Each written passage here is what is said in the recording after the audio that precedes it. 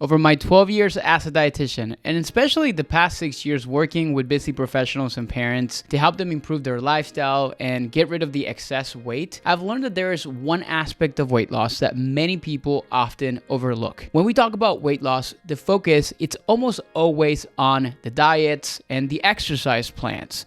But there's something else that people who are really successful at losing weight always have, and that is the right mindset. The problem is that there's just so much information out there on mindset. People are telling you to do meditation, to say affirmations, to manifest what you want, journal, go to therapy, visualize your goals, practice gratitude, and so many other different things. And don't get me wrong, I do those things and all of these habits are great, but if you do them, you're probably going to see benefits, but it can really be hard to know where to start when you feel like there are so many things that you should be doing. So in today's video, I'm going to be sharing 3 mindset habits that I believe are absolutely critical for fat loss, and they may not be what you expect. These are habits that my clients have told me over and over again that have helped them create the biggest mental shifts for them and completely change the way that they see themselves. And I'm also going to be explaining why they work so well for helping you reach your fat loss goals, even though they have nothing to do with food. So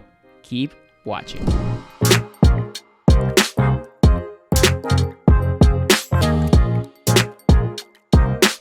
Hey everyone, it's Coach Andres here coming to you with a bit of a different video this week. In the most recent videos I've done here on my YouTube channel, I focus a lot on nutrition changes and all the changes that you can make around that to help you reach your fat loss goals. Now, if you're new to my channel, I'm a registered dietitian, so of course nutrition is a big part of what I do. But something else I'm really passionate about is helping people change their mindset and build a better relationship with themselves. I work with a lot of busy professionals and parents, and I find that oftentimes my clients completely lose themselves in the process of building their career and taking care of their kids. That's actually my story as well. They're so focused on trying to control everything in their busy schedule that they forget about their own identity, and they just simply become what I like to refer to as an afterthought. I coach my clients through the process of putting themselves back on their priority list and adopting the mindset of the person that they want to become. And now this is exactly what I teach on this channel. So if that's something that you're interested in, make sure you subscribe and hit the bell to be notified when my new videos are released each week. Now let's get into the 3 unexpected habits that are going to completely transform your fat loss progress. And by the way, these habits are not just going to improve your physical results, but they're also going to help you increase your happiness. They're going to help you increase your fulfillment, improve your relationships, and even bring you more career success through productivity and through positivity. So I want to challenge you to tune out all the noise and the confusion when it comes down to changing your mindset and focus just on these 3 things that I'm about to share. Now, adopting new habits and routines can be pretty tricky for a lot of people, especially because they're usually time consuming. Luckily, none of the habits that I'm about to share with you today take a lot of time. When I talk about habits, you might think of specific routines, such as waking up at 5 a.m. in the morning or meditating for 20 minutes each day. But really, habits are anything that is, well, habitual. And this includes certain thinking patterns we've developed. You may not think about this way, but thinking critical things about yourself, getting stuck in limiting beliefs, and having certain coping mechanisms that negatively affect your health are all habits.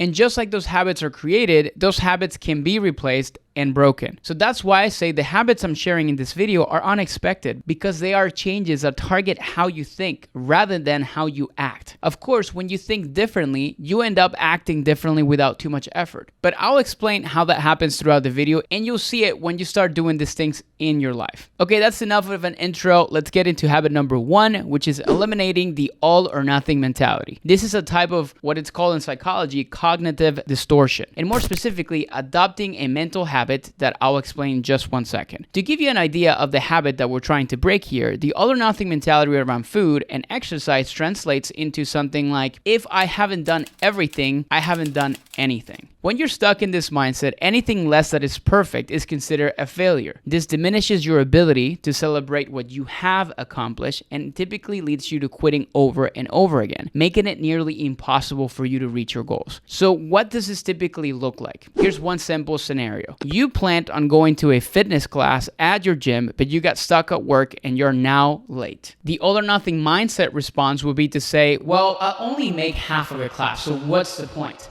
I might as well just go home. The result is that you just don't do any exercise. You're frustrated that you missed your class and you haven't even taken any action towards your goals. Here's another example with food. In this specific scenario, you get home late on a Thursday night and you're too tired to cook, so you order takeout instead. The all or nothing mindset might say, I already messed up my diet and it's Friday tomorrow, so there's no way I'm going to get back on track. Right? I might as well just eat whatever I want over the weekend and just start over on Monday. So what happens now, instead of one meal that might not be in line with your goals, you end up with 3 or more days of overeating and feel way further from what you want to accomplish by the time that Monday comes around. Now that you have an idea of what the all or nothing mentality looks like, the first step to resolving it and creating a new habit is to recognize when the all or nothing mindset is showing up in your life. Take some time to reflect right now where this typically happens for you, and maybe even pull out a journal and write down some of the reflections on it. Once you recognize that this is actually happening to you, you can use that as the trigger for your new habit. Pretty soon, once you intentionally practice this mental habit in situations where you normally have an all or nothing approach, then it will become a little bit more of an easier approach and it'll be an automatic response for yourself. So what is this new habit?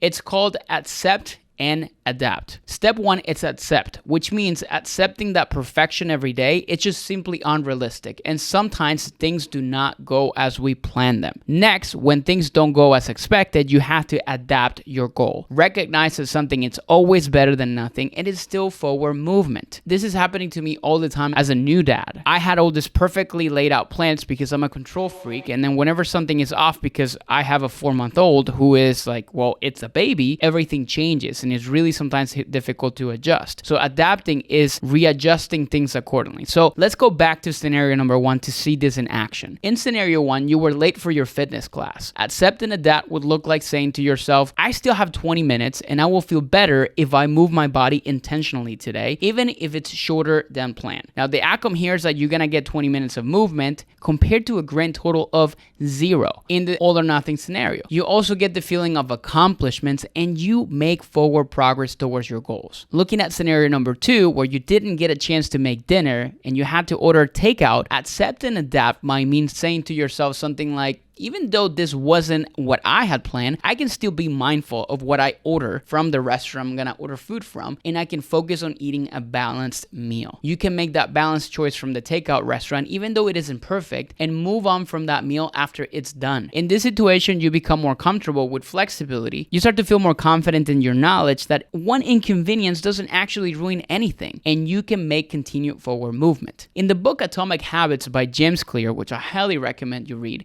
there's a concept known as continued improvement. This concept says that if you dedicate to make yourself a tiny bit better every single day, the results will be significantly higher over time. He talks a lot about being 1% better every day. This may not seem like a lot, but over time, results actually compound. Check out this graph on the screen. When you're trying to improve something at the beginning, whether you're 1% better or 1% worse will not make much of a difference. But the compound effect of something positive over the course of a year will make you 37 times better than when you started. The biggest takeaway from this habit of accept and adapt is remembering to prioritize progress over perfection. All movement forward is progress, no matter how small. Now let's get into habit number 2. This habit is called self-compassion. Maybe you have heard about this before, but many people don't understand what it actually looks like to practice it. Basically, self-compassion is showing yourself kindness and care when you're struggling. Rather than criticizing yourself for perceived maybe inadequacies and shortcomings in your life, you recognize that you're human. You will make mistakes and things won't always go the way that you plan it. Self-compassion means offering yourself understanding and grace in these situations and treating yourself yourself the way that you would treat a loved one, like your best friend, who was maybe experiencing something difficult. There is even research to support the power that this can have. According to Christine Neff, a researcher in psychology at the University of Austin, people with self-compassion are less likely to be critical of themselves and less likely to be anxious or depressed, which in turn leads to a greater life satisfaction. On a practical level, this is all about self-talk. You know that negative voice that jumps in your head whenever things go wrong? It's noticing when that voice comes up and actively making the choice that you're going to start supporting yourself. I'm not gonna lie to you, this one can be hard. I struggle with this myself all the time, but it's a process and you're not going to be perfect. The way to recognize a moment that you need self-compassion is simply when you feel bad. If your body's feeling uncomfortable or you're experiencing a negative emotion, that is your self-compassion cue. Then one of the best ways to start with self-compassion is telling yourself something that you would say to your best friend if they were in a similar situation. Something else that you can do is what I like to call a thought transformation. Here, you notice when you're having a negative thought and you actively change it into something more positive. For example, if you have the negative thought that says, I'm never going to be able to lose this weight, you might change it to saying, I am practicing taking care of myself every day. The process of weight loss may take a little bit longer than I wanted to, but I'm doing everything that I can to make that happen. So how does this help with weight loss? Well, for one, it helps you combat the all or nothing mindset that we just talked about in number one. The all or nothing mindset comes from a critical place where you have to be absolutely perfect. And when you show yourself compassion, it's easier to work towards progress, not perfection. Something that happens when you practice self-compassion is you start treating yourself like someone who deserves to be taken care of. When you talk to yourself like someone you love, eventually your daily habits will follow. Now, this is one really important thing. You probably have heard people say this before, but it's so true. You can't hate yourself into the body that you want. Now, let's move on to our third and final habit for today's video. This habit is probably the most tangible and practical habit we've discussed so far. It's also something that I place a huge focus on with all of the clients that we work with inside of our Blueprint program. Let me tell you about a pattern that I see all the time with clients that it might be a mistake that you're also making and that is also sabotaging your weight loss progress. It looks something like this. First, you set very unrealistic goal. You want to change so badly that you believe you have to go big to succeed. For example, maybe working out every day for an hour and prepping all your meals and walking 10,000 steps a day. So what happens next is you might complete that regimen for a week, but pretty soon you're burned out and overwhelmed. You begin to feel like you're a failure and your motivation starts to decrease. And eventually you feel inadequate and you just simply give up. Now take a moment to think about this scenario I've just described. Is this something that you've done before? If so, there is a solution, and here's what I want your new approach to look like. First, you set one small goal to focus on. You complete that goal consistently, and it doesn't really increase a lot of stress. It doesn't increase the overwhelm because it's something small, and it's also a positive change. When you complete it consistently, you feel empowered and motivated. For example, this may be going for a 50-minute walk every morning, or going to the gym 3 days or 3 times a week. Once you've conquered that first goal, you start building on that goal to reach bigger ones. This is why celebrating small wins is so important. Set a small goal, achieve it, and celebrate that process. When you feel excited about that, you give yourself positive reinforcement, which gives you even more motivation to make progress towards your goals. Those small goals and wins eventually accumulate until you made huge progress. You want to become your own biggest cheerleader in this process, which ties back into self-compassion. So how can you make this habit a bit more practical, like I said it would be? Well, I recommend sitting down at the end of every day, or maybe in the morning, and writing down 3 wins that you've had the day before or at the end of the day. When you do this, you go to bed with a positive headspace and you start looking through the day for things that you're actually proud of. Pretty soon, you're no longer looking for ways to criticize yourself more. Instead, you're finding ways that you can celebrate your progress. These 3 habits of accept and adapt,